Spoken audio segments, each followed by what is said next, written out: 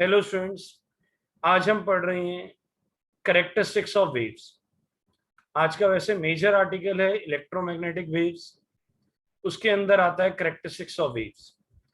ये बहुत ही important article है। अगले 3-4 आर्टिकल इसी पे डिपेंड करेंगे, तो इस आर्टिकल को ध्यान से करना। जनरली हम वेव इस तरह से बनाते हैं जो आपके सामने बनी हुई। अब जो ये वेव हमने बनाई है, इसकी कुछ प्रॉपर्टीज होती है। अब मान लीजिए पहले हम स्ट्रेट लाइन ड्रॉ करते हैं। ये हमने स्ट्रेट लाइन ड्रॉ कर दी, and with a free hand we are making a wave like this.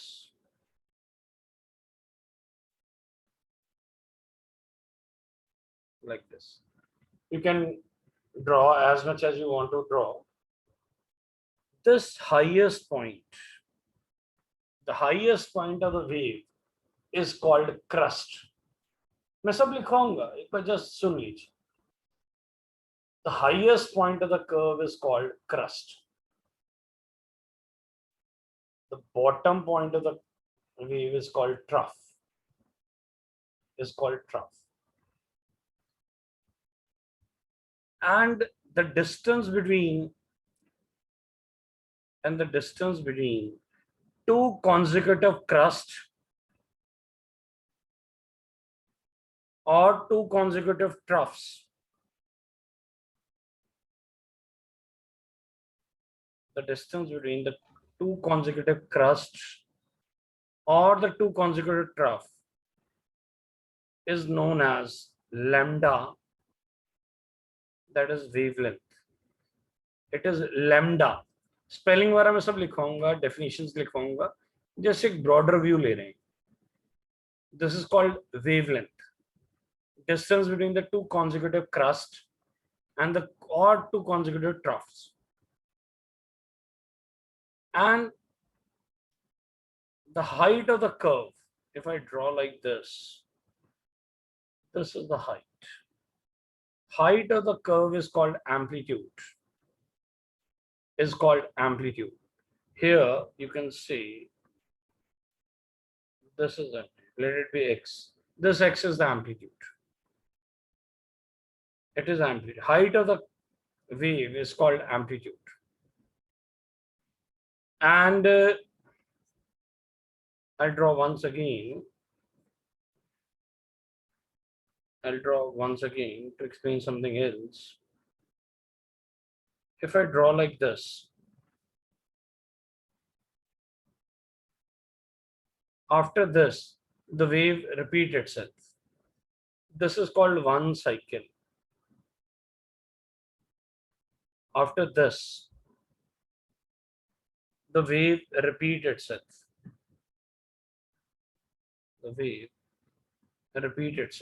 That means it is one cycle. If I draw again, now it is a second cycle. This is a second cycle. This is again a cycle. One cycle more. Now I have drawn two cycles. One each. So this is the one. The distance between two adjacent crusts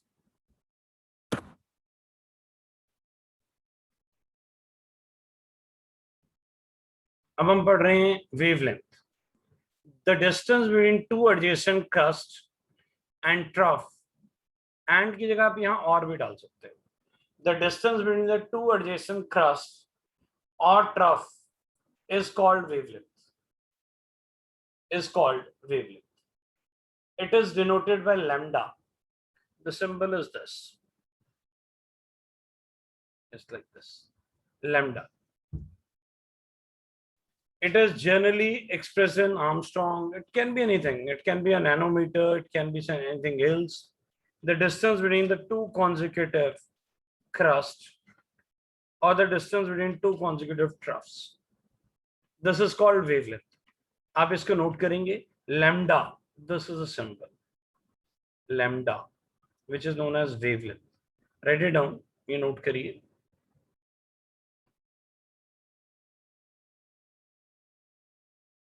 Next is ये देखिए यहाँ पे ये जो top point बताया हुआ इसे crust बोला गया, और ये जो बॉटम पॉइंट है इसे ट्रफ बोला गया। ये यहाँ तक, दिस इज एम्पलीट्यूड, ये आपका एम्पलीट्यूड है। सर डायग्राम भी ड्रॉ करना? बिल्कुल सर, बिना डायग्राम के आपको कैसे याद रहेगा बाद में? डायग्राम इज मस्ट, डायग्राम तो जरूर नोट करना है। अभी ये दो चीजें मैं सिखाऊंगा, अभी मैंने ये नहीं सिखाया है, ये भी मैं सिखाने लगा हूँ, करिए नोट इसे।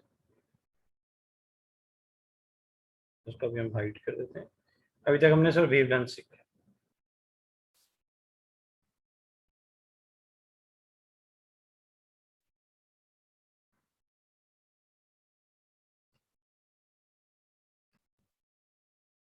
अब हम आगे चल रहे हैं। ये देखिए, अब है फ्रीक्वेंसी। फ्रीक्वेंसी क्या है? The number of wave passing through one point is called frequency. होता क्या है कि जो वेव है वो कितनी साइकिल्स पूरी कर लेती है, this is one cycle, and I change the colour now, this is second cycle, and saying it can be a third cycle like this,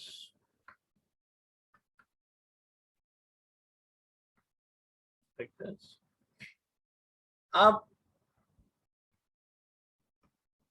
आप ऐसे भी कह सकते हैं, लाइक आपने यहाँ पे एक ड्रॉ किया, ये आपकी वन साइकिल पूरी हो गई, ये आपकी सेकंड साइकिल पूरी हो गई। तो कितनी साइकिल्स पूरी हो जाएंगी एक सेकंड में? तो इसे बोलते हैं नंबर ऑफ वेव, वेव मतलब cycles, number of waves passing through a point in 1 second is called frequency. It is represented by this. This is known as like this. It's a little bit tilted of V. V is like this, like this. It's a little bit tilted. हल्का सा tilt देते हैं. That's the point. तो it is new, याद रखिएगा। बहुत सारे बच्चे कंफ्यूज हो जाते हैं, इट्स म्यू और new. Frequency is new, NU. Frequency is NU, it's not MU. And it has two units, cycle per second, आप इसको ऐसे भी लिख सकते हैं, cycles per second, or hertz. They are the same thing. याद रखिएगा, 1 cycle per second is equal to 1 hertz. 1 cycle per second is equal to 1 hertz. तो ये एक ही बात होती है, चाहे साइकिल पर सेकंड लिख लो चाहे हर्ट्ज लिख लो, एक ही बात होती है। एंड आपने कभी रेडियस सुना हो, वो बोलते हैं 94.7 मेगाहर्ट्ज। तो मेगाहर्ट्ज लिखते हैं,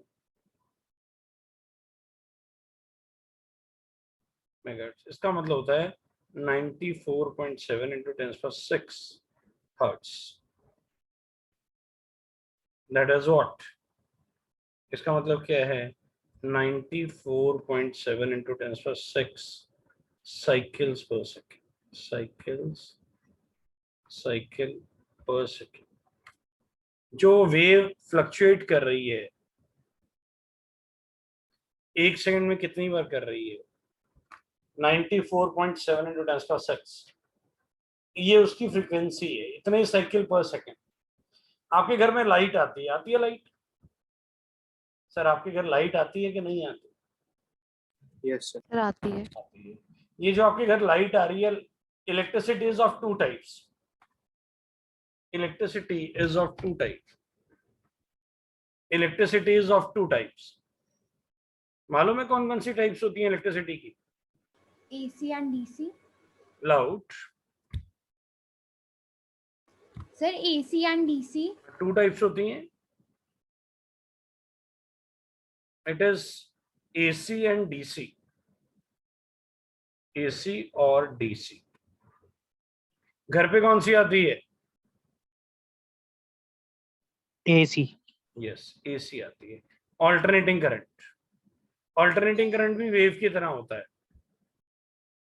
ऑल्टरनेटिंग करंट भी वेव की तरह होता है. What is the frequency of AC in India? Alternating current की क्या फ्रीक्वेंसी है इंडिया में? आता है, मालूम है? It's 50 hertz. But in America it is 60 hertz. इसीलिए कुछ कुछ इंस्ट्रूमेंट्स अमेरिका के इंडिया में आके नहीं चलते, क्योंकि उनके जो इंस्ट्रूमेंट्स हैं वो 60 हर्ट्ज के हिसाब से बने हुए हैं. इंडिया में 50 हर्ट्ज के बने हुए. आप मोबाइल चार्ज करते होंगे, आप लैपटॉप चार्ज करते होंगे, कोई भी चीज चार्ज करते होंगे, तो ये देखिए मैं आपको दिखाता हूँ. इसको हम चार्जर बोल देते हैं. ये चार्जर है. ये चार्जर तो ठीक है, ये अडेप्टर है. This is adapter. इस पे ना कुछ लिखा हुआ है. Can you see this? इस पे कुछ लिखा हुआ है, काफी छोटा है, तो अगर आप बहुत ध्यान से पढ़ेंगे you can focus. What is this? तो इसके अंदर ये जो मेंशन्ड चीजें हैं, ये जो लाइट आ रही है AC है, ऑल्टरनेटिंग करंट है. जो लैपटॉप है इट रिक्वायर DC. जिसमें बैटरी होगी ना, जिसमें भी बैटरी होगी, चार्जर होगा. मोबाइल है. सर आपकी आवाज कट कट के आ रही है.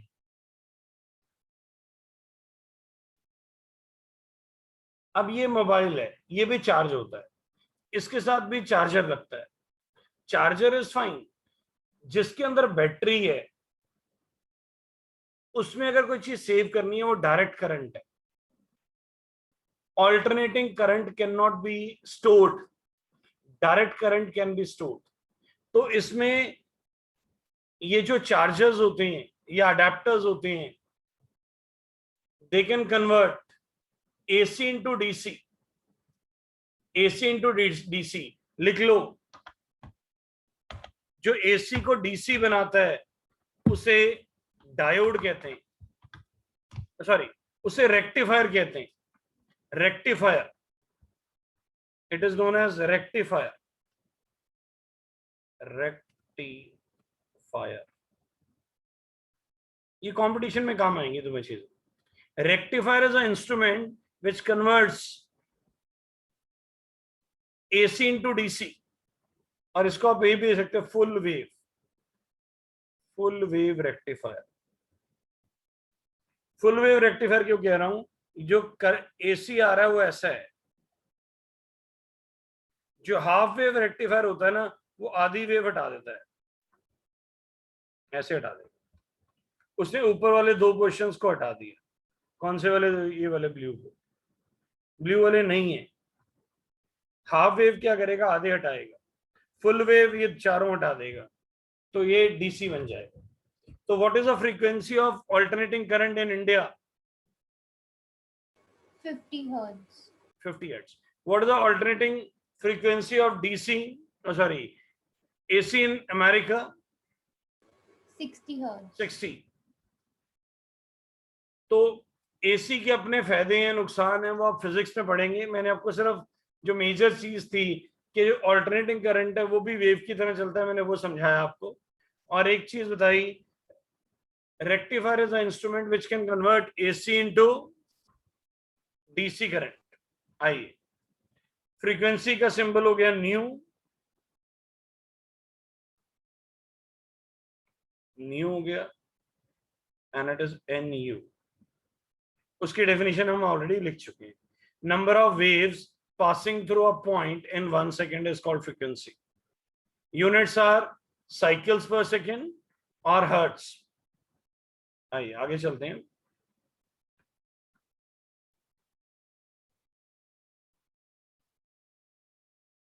Velocity. Linear distance traveled by wave in 1 second is called velocity. It is represented by c.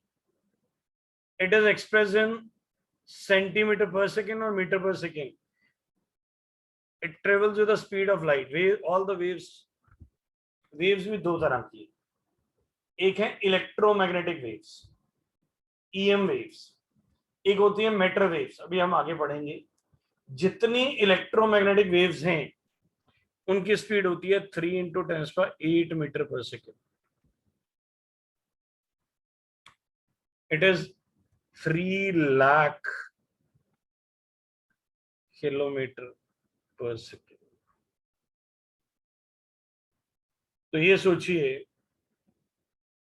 अगर ये पूरी अर्थ है, चलिए अर्थ को ग्रीन बना देते हैं, ये अर्थ है और आप यहां खड़े हैं, ये आप खड़े हैं, कोई बिल्कुल ऑपोजिट खड़ा है यहाँ पे. अगर ये बात करनी है तो कितना डिस्टेंस ट्रेवल करना पड़ेगा? Like may be 20,000 kilometre. I am just hoping. If it is 3 lakh kilometre, it take 20 seconds, then you can understand 20,000 kilometer, but in 1 second it can travel 3 lakh. It is 1/15 of a second. तो feel भी नहीं होगा. तो ये feel भी नहीं होता. कैसे होगा वो मैं समझाऊंगा. अभी तो हमने स्पीड की टर्म्स में बात की.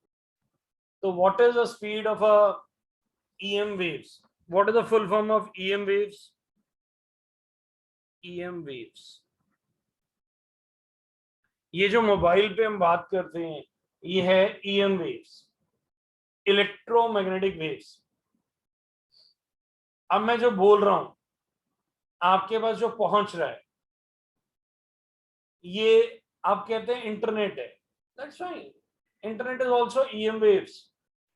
मैं मोबाइल पे बात करता हूं, हेलो, आपके पास पहुंच गया.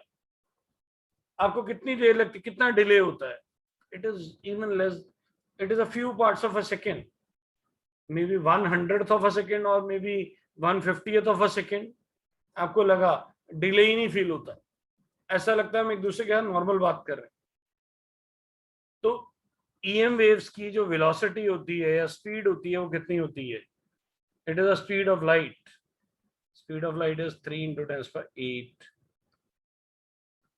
Metre per second. तो ये बताया जा रहा है, नोट कर लीजिए इसे. Linear distance traveled by wave in 1 second is called velocity. It is represented by c and it is expressed in centimeter per second, meter per second, whatever. Clear? Is the definition clear? Yes, sir. आइए अब हम आगे चल रहे हैं. Amplitude. What is the amplitude of the wave? The height of the wave is called amplitude. It is the height of the crust or a trough of a wave. It is represented by A. It is expressed in length as meter or centimeter because it is the height. पर याद रखिएगा height यहाँ तक लेनी है. This is the height. This is amplitude. This is amplitude. तो ये amplitude हो गया. कर लीजिए note.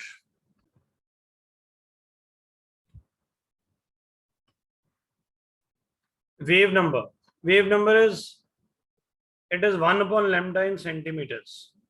1/λ in centimeters. This is called wave number. This is wave number. Wave number has a symbol of nu bar.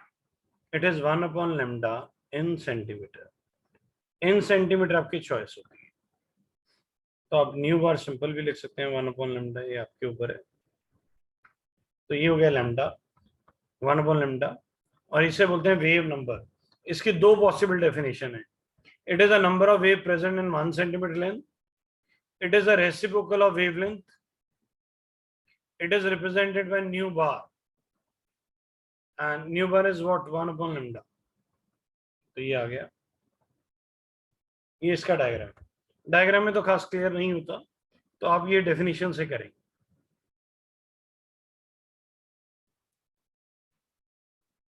करिए note. उम्मीद करते हैं हमने नोट कर लिया होगा। आगे चलते हैं। नेक्स्ट है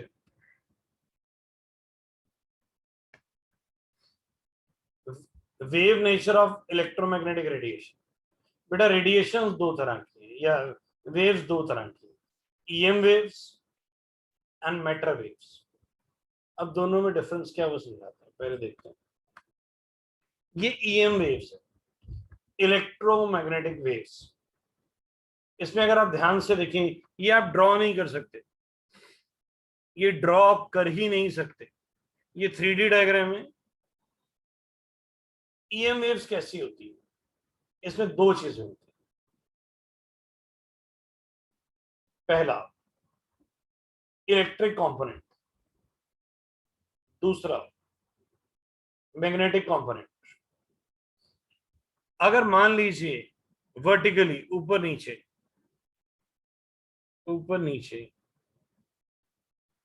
अगर इलेक्ट्रिक फील्ड है, डार्क को देखो, अगर ऊपर नीचे इलेक्ट्रिक फील्ड है, ये देखिए मैं आपको ड्रॉ करके दिखाता हूँ, जस्ट वेट। ये ऊपर नीचे चल रहा है।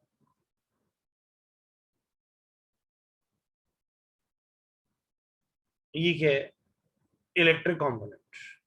हॉरिजॉन्टल कंपोनेंट,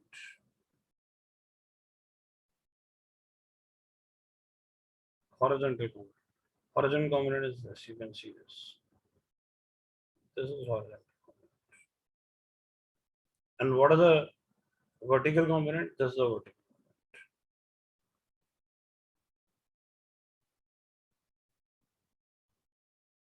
तो इसके दो पार्ट होते हैं। हम मान लीजिए एक वेव है जो मेरे से आपकी तरफ चल रही है, तो एक तो वो ऊपर नीचे चल रही है, एक वो लेफ्ट राइट भी चल रही है, ऐसे भी चल रही है। बेटा समझिए, it will vibrate up and down, it will vibrate left and right, and it will travel towards you also. फिर समझिए, it has two components. If it is moving vertically up and down, it is causing electric field. If it is vibrating like horizontal, it will be a magnetic field, and the direction is towards you. So it has two components, electric component and magnetic component. अब जब हम ये बात कर रहे हैं, समझिए, मैंने मोबाइल पे किसी को डायल किया, हेलो, ये जो मैं डायल कर रहा हूं, मेरे मुंह से जो साउंड निकल रही है, ये मैटर वेव है। अब मैं बुलाता हूं किसी को भी आवाज दूंगा, मेरी जो आवाज है थोड़े डिस्टेंस के बाद खत्म हो जाएगी। मैं यहां से बोल रहा हूं, अमन जी, आपको मेरी आवाज आ रही है? Yes sir. अगर लैपटॉप की आवाज बंद कर दी जाए, क्या आपको मेरी नॉर्मल वॉइस आ रही है अमन जी? No sir. नहीं आ रही। ये मैटर वेव है। मैटर वेव थोड़े डिस्टेंस के बाद खत्म हो जाती है। इलेक्ट्रोमैग्नेटिक वेव, हेलो, अब मैं मोबाइल पे बात कर रहा हूं, मेरी साउंड वेव्स मेरे मोबाइल ने क्या किया, ऐसे ईएम वेव्स बना दिया। मेरी साउंड वेव जो निकली, इस मोबाइल ने उसको क्या कर दिया, ईएम वेव्स बना दिया। जब इसने ईएम वेव बनाया, तो ये जो अर्थ है, मैं इसका छोटा सा पार्ट दिखाता हूं अर्थ का। चलिए सारी अर्थ ही दिखा देते हैं, क्या फर्क पड़ता है। ये आप खड़े, यहां पे टावर लगा हुआ, ये टावर है, आपने मोबाइल पे बात की, ये सिग्नल गया टावर पे, मेरे मोबाइल ने मेरे साउंड वेव को किसमें कन्वर्ट कर दिया, ईएम वेव्स में। ईएम वेव ने किसको सिग्नल सेंड किया, टावर को। इस टावर ने जरूरत पड़ेगी तो दूसरे टावर को। और यहाँ पे अमन जी खड़े थे,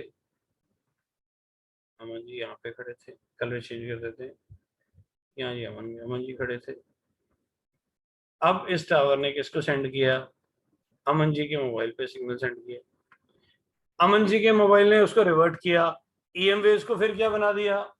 साउंड वेव। हमने सुन लिया साउंड वेव्स को। तो इसमें इस तरह ही चलता है। और अगर कोई इंटरनेशनल कॉल है या बहुत दूर कॉल है तो फिर ये चीज हट जाती है। फिर ये जो टावर है ये सिग्नल किसको सेंड करता है? ये सिग्नल सेंड करता है सैटेलाइट्स को। यहाँ ऊपर एयर में सैटेलाइट्स लगी हुई, ये सैटेलाइट दूसरे उस बंदे के पास जो नियरेस्ट टावर है उस पर सेंड करेगा। वो नियरेस्ट टावर किसको सेंड करेगा? उस बंदे को सेंड करेगा। तो this is a satellite. This is when you're talking inside one country. If it is on the other side, like here the person is staying,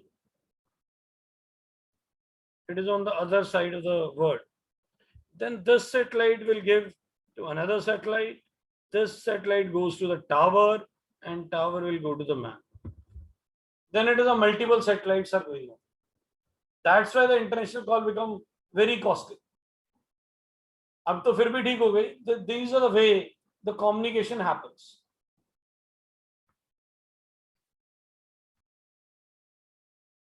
ये जो EM waves हैं ये इलेक्ट्रोमैग्नेटिक वेव्स हैं. इसमें दो कंपोनेंट हैं, electric component and magnetic component. Are they perpendicular to each other? Yes, sir. Are they perpendicular to each other?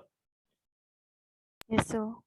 And इसीलिए कहते हैं ज्यादा मोबाइल यूज मत करिए, ज्यादा मोबाइल यूज मत करिए. ये जो इलेक्ट्रोमैग्नेटिक वेव्स हैं जब आप ऐसे लगाते हैं, आप बताइए मेरे घर का टावर किस तरफ लगा हुआ है? मेरी लेफ्ट साइड है, मेरे राइट साइड है, आगे है कि पीछे है? पता नहीं किस साइड है. अगर ये टावर मेरे इस साइड लगा हुआ है 10 वे, क्या रेडिएशन मेरे ब्रेन से क्रॉस करके जा रही है? Yes. That harms my brain. If I put in an upper pocket, if tower is on my back side, are the radiation crossing my heart? Yes, sir. Yes, sir. मेरे heart को कौन बोल रहा है पंप करिए? Brain. Brain heart को बोल रहा है पंप कर. उसने मैसेज देना रह गया, बीच में कौन आ गया? EM waves. ब्रेन ने सिग्नल ही नहीं दिया किसको? हार्ट को. Bye bye bye bye. These are what? That's why they are very dangerous. Do not talk too much. Do not put in your upper pocket. Do not put the in below your what? Pillow. ये बड़ी dangerous चीजें. आइए. And slowly they make your brain slow. Come on. Next point please. आगे चल रहे हैं. Electromagnetic waves के major points के हैं. The energy is emitted from any source in the form of radiation known as radiant energy. The radiation consists of electric and magnetic oscillating perpendicular to each other, both perpendicular to the direction of the propagation. अब ये देखिए wave किस तरफ जा रही है? Wave जा रही है आगे की तरफ. मैं कलर चेंज करता हूँ. ये देखिए, this is the direction of the wave. And where is the electric field? Electric field is perpendicular to this. You can say it is perpendicular to like this. Just wait here, I'll draw here. This is electric field. And where is the magnetic field? This is the magnetic field. आप देखिए, आप ये देखिए, मैं इसको थोड़ा और extend कर रहा हूँ. I'll extend this line.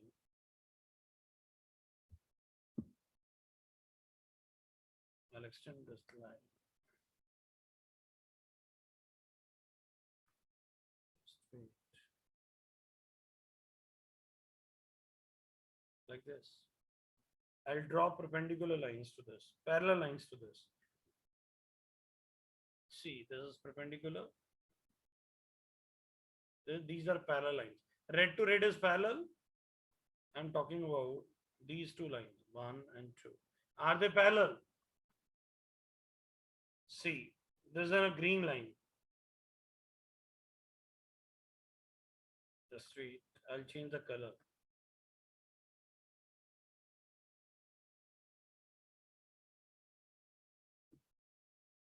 Are the green lines are parallel? I'll draw once again. They are parallel lines. So you can see red and green are perpendicular to the what? Radiant line.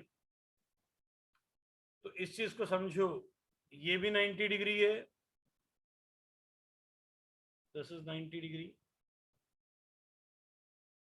And this is also 90 degree.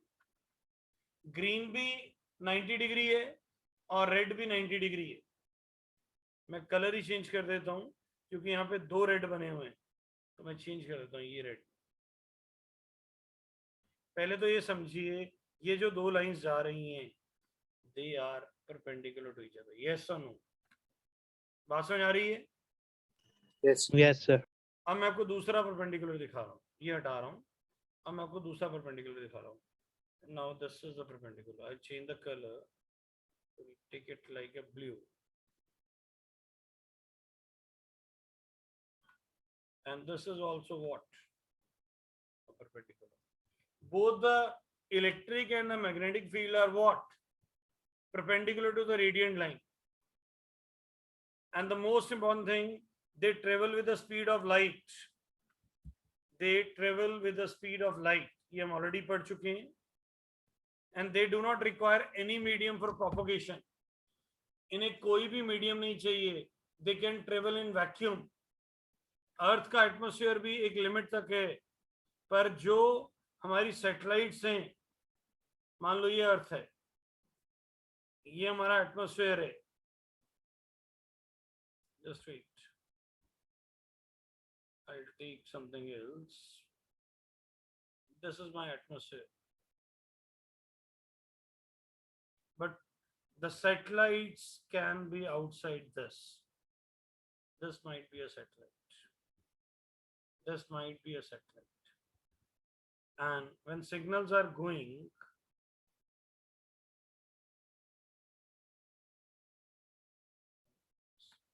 they sometimes go outside what? The atmosphere. They can travel in vacuum. They can travel in vacuum.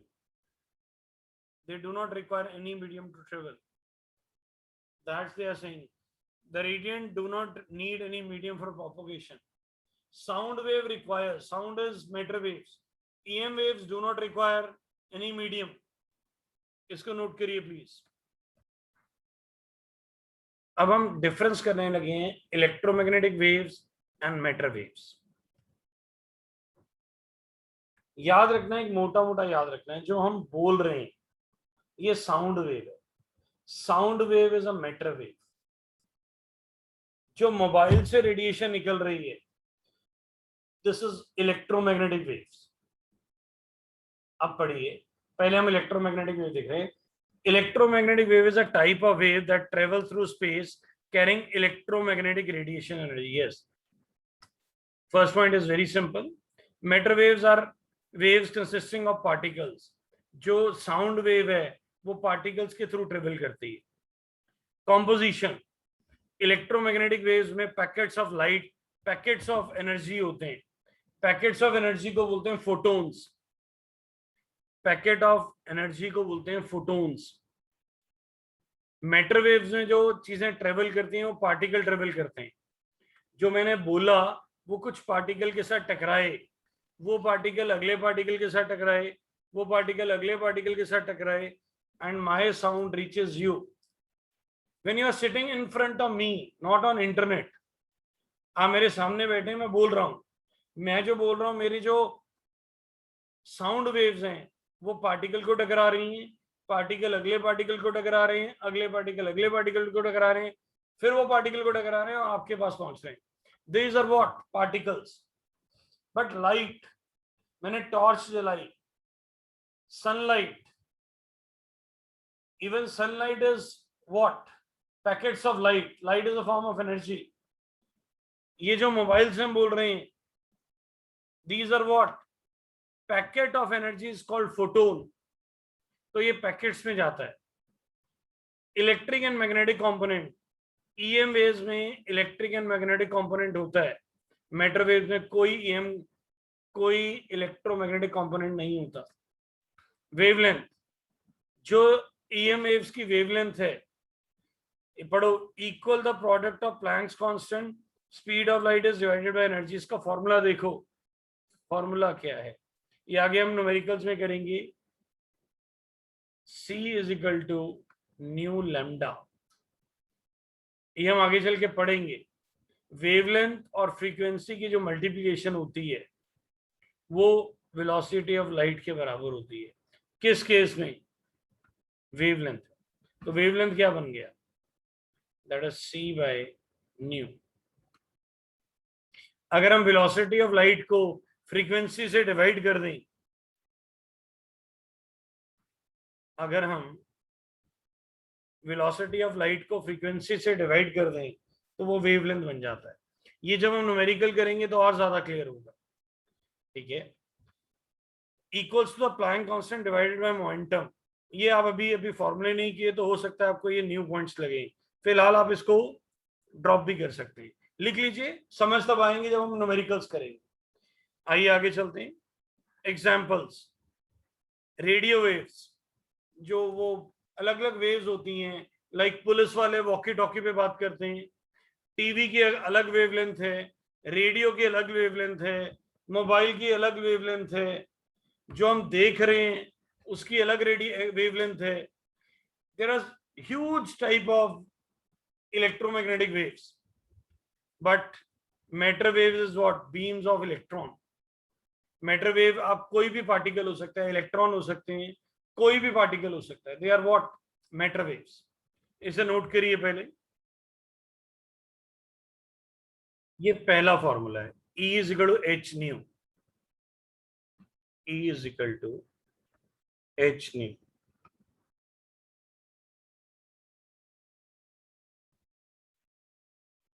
E क्या है? Energy of the wave. H क्या है? Planck's constant. Value याद रखनी है 6.6 into 10⁻⁻34. Nu क्या है? Frequency of the wave. E is equal to h nu. E क्या है? Energy of the wave. H क्या है? Planck's constant. वैल्यू कितनी है? 6.6 इंटू 10⁻34. न्यू क्या है? That is frequency. जो E है, एनर्जी ऑफ द वेव. ये यूनिट्स क्या होंगे? यूनिट्स होंगे जूल्स. जो भी एनर्जी निकलेगी वो जूल्स में निकलेगी. E is equal to h nu. E is energy of the wave, h is Planck's constant, nu is frequency. दूसरा फॉर्मूला है C is equal to nu lambda. C is velocity of light, जिसकी value fix है 3 × 10⁸ metre per second. Lambda is your wavelength. Lambda is your wavelength. ये major दो ही फॉर्मूले use होंगे, इसको note करिए. C is equal to nu lambda. C is velocity of light, 3 × 10⁸ metre per second. Lambda is wavelength. इसमें हमने दो फॉर्मूले यूज किए. पहला यूज किया E is equal to h nu. What is this? E is energy of the wave, h is Planck's constant, nu is lambda. E is energy of the wave,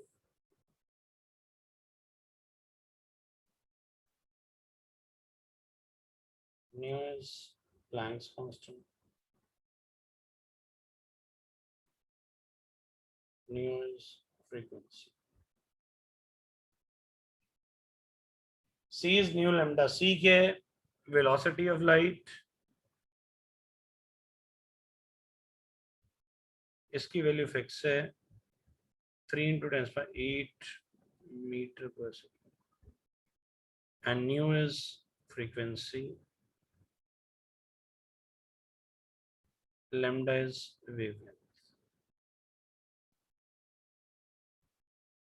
Lambda is your wavelength.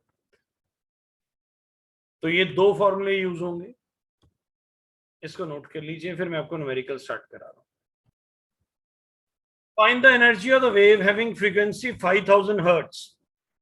तो energy का formula क्या है? E is equal to h nu. h की value कितनी है? 6.6 into 10 to the minus 34. And what is nu? Nu is what? Frequency. It's 5000. I've already told you 1 hertz is equal to 1 cycle per second. So you don't have to convert this. You have to just multiply by this. It become what? When we multiply, it become 66 into 3, that is 330. And you have to just handle the zeros. If I go for this, it become 10 to the minus 31. And it become, you have to remove the 0. The most expected answer is 33 into 10 to the minus 31.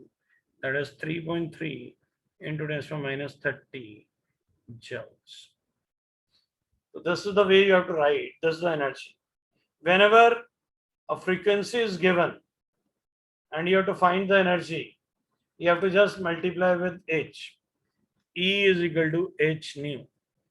H is fixed. Frequency is given in the question. Is the question clear? Yes, sir. करिए, इसे note करिए. धीरे धीरे practice करेंगे तो confidence level भी बढ़ेगा. करिए नोट इसे. Calculate the frequency and the wave number of a blue light having wavelength 480 nanometers. I put your pen down, just see how I'm solving this. First, you have to write both the formula. E is equal to h nu and C is equal to nu lambda. You have to find the value of frequency by using this. Nu is what? C by lambda. तो हमने frequency की value निकाल दी, that is C by lambda. अब ये हम यहाँ put करेंगे. E क्या बन जाएगा? h C by lambda. हमने फ्रीक्वेंसी की वैल्यू निकाल ली, that is C by lambda. अब एनर्जी निकालना चाहते हैं. Calculate the, just wait, calculate the frequency and the wave number. They want just frequency. Okay, just wait. उन्हें सिर्फ फ्रीक्वेंसी चाहिए और कुछ चाहिए ही नहीं. हम आपको एनर्जी भी निकाल के दिखाऊंगा यहाँ पे. इधर देखिए, हम दूसरा फॉर्मूला यूज कर रहे हैं, that is C is 3 into 10 to the 8. Frequency निकालनी है. वेवलेंथ कितनी है? 480 nanometre. Nanometer is 10 to the minus 9. So what is the frequency? Just 3 into 10 to the 8 upon 480 into 10 to the minus 9. And first handle the zeros. 3 into 10 to the 8. It's 48 into 10 to the minus. You can see 0 इधर जा रहा है. 0 इधर जाएगा तो इसकी power बन जाएगी -8. ये ऊपर जाएगा तो पावर्स ऐड हो जाएंगे 10 to the 16. तो 3 upon 48, that is this. New क्या बन गया? न्यू बन गया 1 by 16 into 10 to the 16. तो हम इसको लिख सकते हैं 100 into 10 to the 14 upon 16. It's new. If we cut this, it becomes 6.25 into 10 to the 14. It's a frequency. ये आपकी फ्रीक्वेंसी है, एक पार्ट हो गया. देन अब हमें वेव नंबर निकालना. वेव नंबर क्या होता है? Wave number is new bar, that is 1 upon lambda. अगर सेंटीमीटर में कन्वर्ट कर लेते हैं तो ठीक है, नहीं तो डायरेक्ट. तो लैम्डा कितना दिया हुआ है? ये दिया हुआ है 480 into 10 to the minus 9. New बार कितना हो जाएगा? ये आ जाएगा 10⁻9 ऊपर चले जाएगा। पहले तो इसकी पावर को ही हैंडल करिए। ये बना 48 इंटू 10⁻8, तो ये 10⁻8 upon 48 which is 100 into 10⁻6 upon 48. If you divide it, it becomes 2.20, 200, 2.04 into 10⁻6. ये आपका क्या आ जाएगा? ये आपका वेव नंबर आ जाएगा। ये आपका वेव नंबर आ गया। तो ये वेव नंबर निकल आया, और वो क्या निकल आया? आपकी फ्रीक्वेंसी निकल आई। ये दो पार्ट हमने किए। जब फ्रीक्वेंसी और वेवलेंथ में ये रिलेशन है, और ये तो आपको पता ही था, वेव नंबर क्या होता है? 1/λ। तो इसे एक बार नोट करिए, फिर हम आगे चलेंगे। Find energy of the wave having frequency 200 hertz। कैसे करें?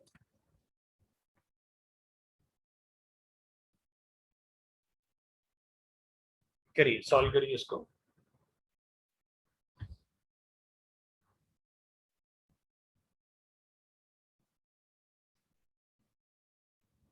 कर लिया सबने? Yes, sir. बड़ा सिंपल है। क्या लगाएंगे? E is equal to h nu. H की वैल्यू कितनी है? 6.6 into 10 raised to the minus 30. 34। New कितना है? 200. 200. You have to just multiply. First handle the powers. It's 13.2 into 10 raised to the power minus 32. It's 1.32 into 10 raised to the minus 31 joule. One more question, please. Find